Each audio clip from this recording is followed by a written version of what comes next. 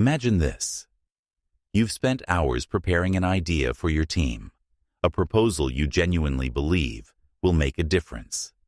You walk into the meeting full of energy, only to notice nods that feel polite, but nothing really sticks. By the end, your colleagues politely agree, or worse, forget it entirely. You wonder, why can't they just listen? Here's the truth. People aren't ignoring you because your idea is bad. They're ignoring you because of how you're being heard or not heard. Research shows that when people feel genuinely listened to, their brains are more open to new ideas. Neuroscientists call this activating the social reward circuits. Behavioral psychologists confirm it. Tactical, empathetic listening increases receptivity. In this video, you'll discover the #1 listening trick that instantly makes people more open to your ideas, backed by research psychology and real-world negotiation strategies. You might think influence is about speaking confidently, presenting bulletproof arguments, or having the loudest voice in the room. But here's a truth that often surprises people. Listening is your secret weapon. The ability to genuinely hear someone can make them far more open to your ideas than any persuasive speech ever could. Research in organizational psychology confirms this. Adam Grant, in his book Give and Take, highlights that givers who are great listeners often achieve greater influence than those who dominate conversations. Why? Because listening signals respect, attentiveness, and empathy. All traits that make people more willing to consider your perspective. Most people, however, fall into common traps. They multitask while someone speaks, mentally preparing their next sentence instead of paying attention. They interrupt with quick fixes, or they assume they already know what the other person is thinking. When you do this, your listener's brain stays defensive, and your ideas are filtered out before they even land. Imagine this. You've spent days preparing a proposal at work, walking into a meeting full of energy. You outline your points, share your data, and pause for reaction. But you notice polite nods, empty smiles, or people checking their phones. By the end, your idea is forgotten. Frustrating, right? That's not about the quality of your idea. It's about how it's received. Here's the ethical framing to remember. Influence isn't about manipulation or tricking someone. It starts with respect and attention. When you truly listen, people feel seen and understood, which naturally makes them more receptive to what you have to say. So, before you try to convince anyone, ask yourself, am I listening or am I just waiting to speak? Because the answer to that question might just be the difference between being ignored and being heard. CTA. If you want people to actually hear your ideas, like this video so others can benefit too. Have you ever presented an idea only to feel it bounce off your audience like a rubber ball? Often the problem isn't your idea, it's how it's being received. People resist ideas when they don't feel understood. Their brains are wired to protect themselves from arguments they perceive as threatening. This is where tactical empathy, a concept from Chris Voss, comes in. Tactical empathy isn't about agreeing with everything someone says. It's about showing them that you genuinely understand their perspective. When people feel understood, they lower their defenses, and their mind becomes more open to new ideas. It's simple psychology. The more someone feels heard, the more receptive they are. Neuroscience backs this up. Studies show that when we feel listened to, our brain activates social reward circuits, releasing dopamine and oxytocin. These chemicals make us feel safe and validated. On the flip side, when someone ignores or dismisses us, our defensive mechanisms kick in, making us resistant to any suggestion, even if it's logical or beneficial. Imagine an office scenario. Two colleagues are in conflict over a project approach. One insists their plan is best, speaking over the other, while the second listens actively, reflects key points, and acknowledges concerns. By the end of the conversation, the first colleague feels understood and starts saying, "You know, maybe combining our approaches could actually work." The difference? Listening first opened the door. As Stephen R. Covey once said, "Most people do not listen with the intent to understand. They listen with the intent to reply." This single shift, listening to understand, instead of responding, can transform conversations, meetings, and even personal relationships. The takeaway: influence doesn't begin with your argument. It begins with your attention. When you make others feel heard, you don't just gain their attention. You gain their openness, their cooperation, and ultimately, their willingness to consider your ideas. Even when people think they're listening, most of us get it wrong, and these mistakes can quietly sabotage your influence. One of the biggest errors is waiting for your turn to speak. You nod, smile, and seem attentive, but your mind is already crafting the perfect response.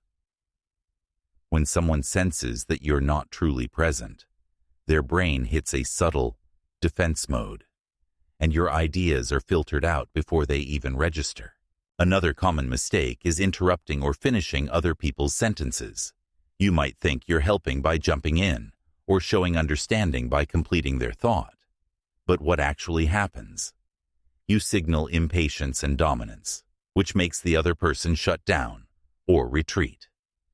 Their openness to your ideas decreases instantly. A third trap is offering solutions too soon. People naturally resist being fixed or told what to do before they feel heard. When you rush to problem solving, you bypass the essential step of emotional connection. Without this connection, your suggestions feel imposed rather than considered, and compliance drops. Here's a real-world example. In a team meeting, you propose a new workflow, but the senior colleague immediately interrupts, pointing out flaws before the team can fully explain concerns. Morale dips, defensiveness rises, and your idea gets sidelined, even if it's excellent. Contrast that with a colleague who listens fully, mirrors key points, and asks reflective questions.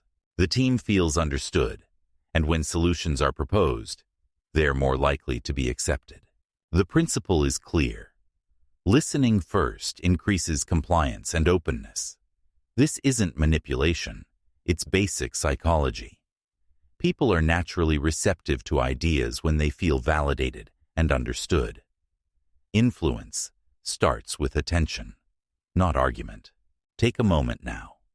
In your next conversation, notice whether you're listening to understand or just waiting to speak. That small awareness can dramatically shift how your ideas land. Now that you understand why people resist ideas when they don't feel heard, and what common listening mistakes look like, it's time to introduce the number one listening trick that changes everything. Active reflective listening. Active reflective listening is a structured approach that follows a simple flow. Listen, reflect, validate, ask. Here's how it works. Listen. Give your full attention without planning your response or interrupting. Reflect. Repeat or paraphrase what the other person said in your own words. This is mirroring, and research shows it activates brain circuits associated with trust and connection. People literally feel more understood. Validate. Acknowledge their feelings or perspective without judgment. Validation doesn't mean you agree. It means they know they've been heard. Ask. Use open-ended questions to guide the conversation collaboratively, encouraging them to explore solutions or ideas on their own. Why does this work? Psychology research demonstrates that reflection boosts openness by 60–80% in counseling and negotiation scenarios. People become less defensive, more engaged, and more willing to consider your ideas, not because you've forced them, but because you've made them feel understood. Here's a practical example. Your colleague says, "I'm worried this plan will take too much time." You respond, "So what I hear you saying is that the timeline feels unrealistic, and you're concerned about the workload. That makes sense. How do you think we could adjust it? Notice what happens. You've reflected their concern, validated it, and invited collaboration through a question. The result? Your colleague feels heard, respected, and open to your proposal. Active reflective listening isn't a gimmick. It's grounded in science, negotiation strategy, and real-world practice. When you apply it consistently, you're no longer just another voice in the room. You become someone people naturally want to listen to and work with. The first actionable step in your active reflective listening toolkit is mirroring. Mirroring isn't about repeating every word like a parrot. It's a subtle, strategic way to show that you're paying attention and to encourage the other person to elaborate. Mirroring works by repeating key words or short phrases that the other person has just said. It activates their brain's social circuits, signals that you're present, and makes them feel understood. Neuroscience suggests that this triggers a subtle reward response, which lowers defensiveness and increases openness to your ideas. Chris Voss, in his book Never Split the Difference, demonstrates how tactical mirroring is a cornerstone of high-stakes negotiation. Even in tense situations, simply repeating the last few words or the emotional keyword of a statement encourages people to expand on their thoughts. You gain clarity, and they feel genuinely heard. Let's look at an example. Ineffective. I understand. This feels flat. The listener doesn't feel seen, and the conversation stalls. Persuasive. You're frustrated that your team keeps missing deadlines? By repeating the critical phrase with curiosity and tone, you invite the speaker to share more, giving you insight and building connection. Tips for mirroring effectively. Tone matters. Use a calm, curious, and respectful tone. Never sarcastic or robotic. Be subtle. Repeat only 1 to 3 key words or the emotional essence. Too much repetition can feel fake. Pause afterward. Give space for the other person to expand. Resist the urge to fill silence. When done right, mirroring builds rapport quickly and primes your listener to consider your ideas later. It's the first step in creating a space where influence flows naturally, without coercion. Remember, the goal isn't to trick anyone. It's to make them feel understood. And when people feel understood, they naturally become open to your perspective. Once you've mastered mirroring, the next step in active reflective listening is labeling emotions. Labeling is a powerful way to acknowledge what someone is feeling, which increases receptivity to your ideas and strengthens trust. So, what is labeling? Simply put, labeling equals naming what the other person feels. It's a brief statement that identifies an emotion or concern without judgment. This is different from agreeing or offering solutions. It's about recognition. When done effectively, labeling creates a moment of connection that opens the door to influence. Chris Voss highlights, in Never Split the Difference, how labeling often leads to the "that's right" moment. This happens when the other person feels fully understood, and they literally say, "That's right."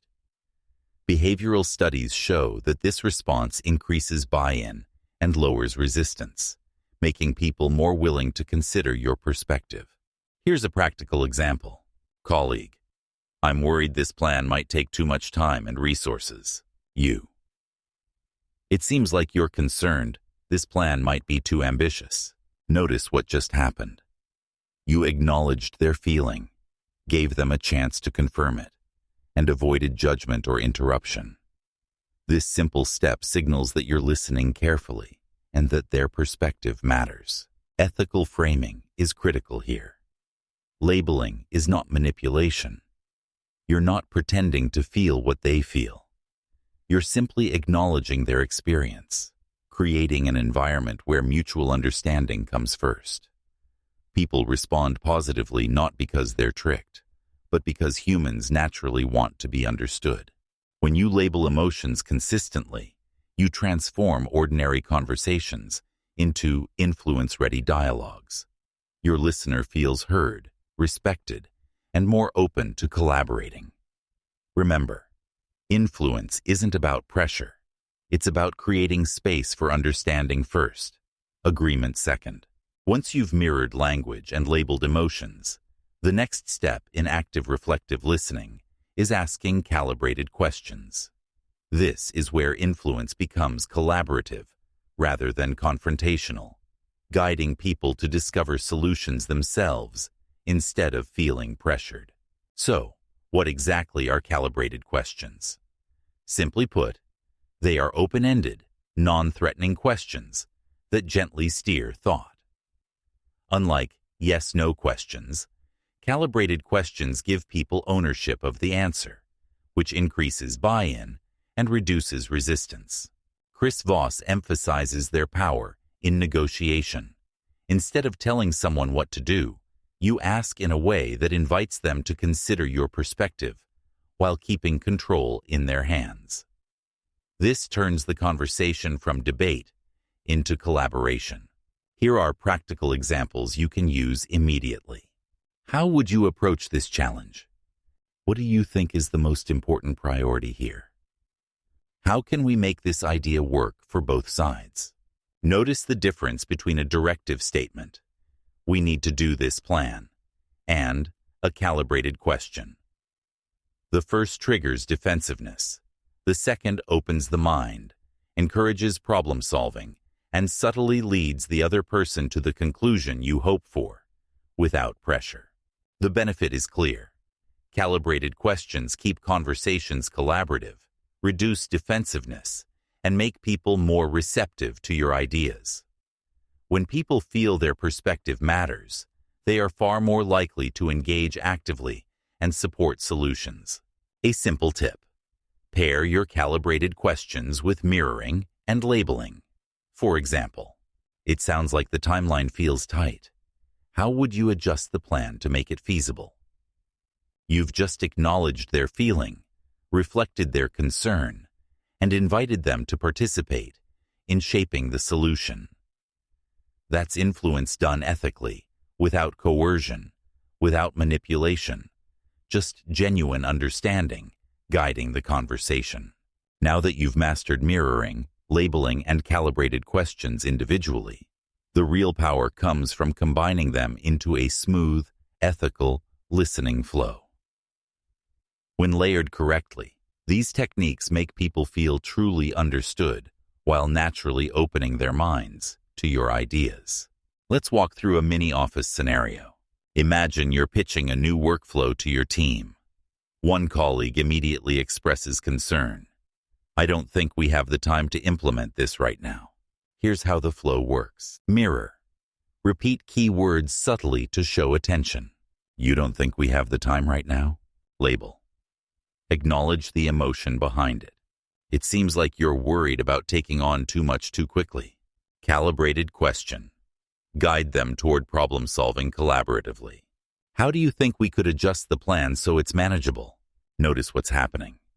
The colleague feels heard, their concern validated, and they're invited to participate in shaping the solution. Instead of resistance, the conversation becomes collaborative, and your idea is far more likely to be accepted. To practice mentally, rehearse this sequence. Listen, mirror, label, ask.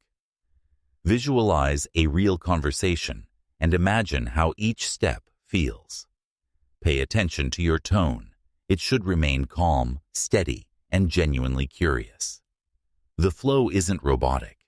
It's a respectful, ethical rhythm that encourages openness. When you use this flow consistently, you're no longer just presenting ideas. You're creating a space where others feel safe, understood, and naturally receptive. Influence now comes from connection, not pressure. Remember, the goal is not to manipulate.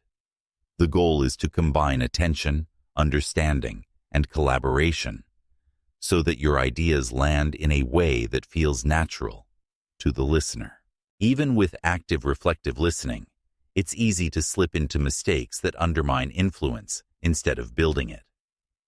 Recognizing these pitfalls will help you apply the techniques effectively and ethically. Mistake 1. Over-labeling.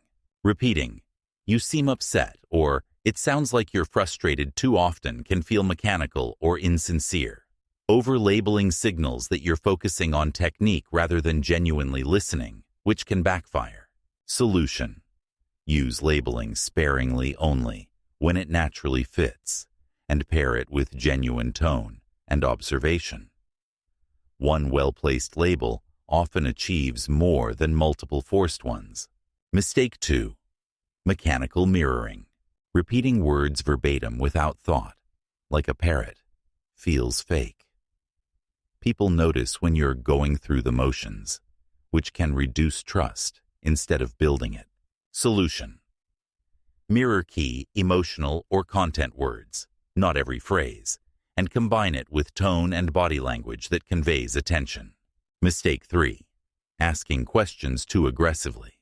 Bombarding someone with open-ended questions can feel like interrogation rather than collaboration, raising defensiveness instead of openness. Solution: space your calibrated questions, allow pauses, and always follow up with reflection or validation. Let the conversation breathe. When you apply these corrections, you activate one of Cialdini's core principles: liking. People respond better when they feel understood and appreciated. Influence isn't about pushing your ideas onto others. It's about creating a positive relational environment where your perspective is received, considered, and respected. Mini check. Before you speak, ask yourself, am I over-labeling or repeating mechanically? Am I asking questions with curiosity or pressure? Does my listener feel understood and valued? Correcting these small mistakes can dramatically improve your influence. When people feel genuinely understood, they naturally lower defenses and become receptive to your ideas. Now that you've learned mirroring, labeling, and calibrated questions, it's time to practice. Influence isn't something you master by watching. It's something you build through deliberate action. These mini exercises are designed to make active reflective listening part of your daily routine. Exercise 1. Daily 2-minute reflective listening. Pick a friend, family member, or colleague. For just 2 minutes, practice listening without interrupting, then mirror and label one key idea or feeling they share. Keep it short and focused. 2 minutes is enough to notice the difference in how they respond. Exercise 2. Rewrite 1 sentence per day. Take something you said recently or plan to say. Rewrite it using mirroring or labeling.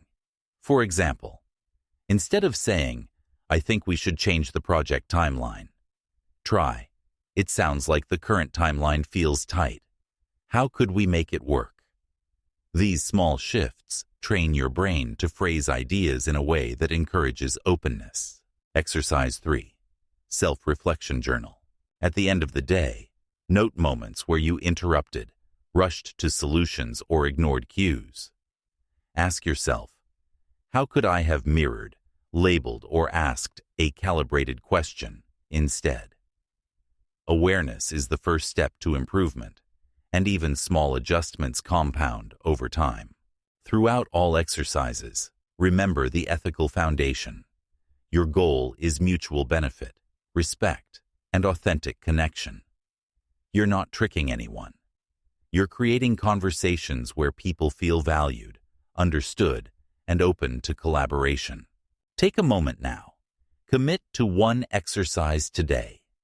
Imagine how your next meeting, family discussion, or casual conversation could shift if you practiced just this one technique. We've covered a lot of ground, so let's take a moment to recap the essential techniques that make people naturally open to your ideas. Mirror keywords. Repeat important phrases subtly to show you're truly listening. This signals attention and encourages the other person to elaborate. Label emotions. Name what someone is feeling without judgment. A simple label like, "It seems like you're concerned about the timeline," creates that powerful, "that's right" moment, where they feel understood. Ask calibrated questions. Use open-ended, non-threatening questions to guide thought and collaboration, such as, "How do you think we could make this work?" Layer them into the active, reflective listening flow. Listen, reflect, validate, and ask. This creates conversations where people feel safe, heard, and more receptive to your ideas. Now here's the challenge. Apply these techniques intentionally this week.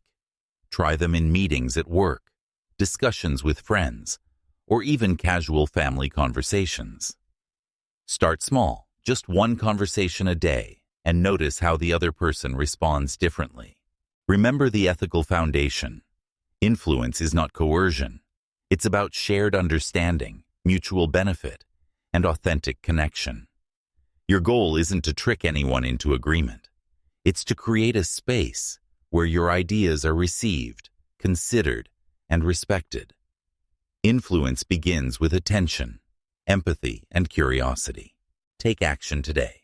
Like the video if you learned at least one new phrase or technique you're going to try this week. Comment your next real-life situation where you want to practice these skills, and include an all-caps keyword like listening, boundaries, or negotiation. Subscribe to the Influence Blueprint and turn on notifications so you don't miss the next set of actionable, research-backed persuasion tools. Remember, influence is a skill you can learn, refine, and practice. By listening first, acknowledging feelings, and guiding conversations ethically, you'll become someone people naturally want to hear, and someone whose ideas land with impact.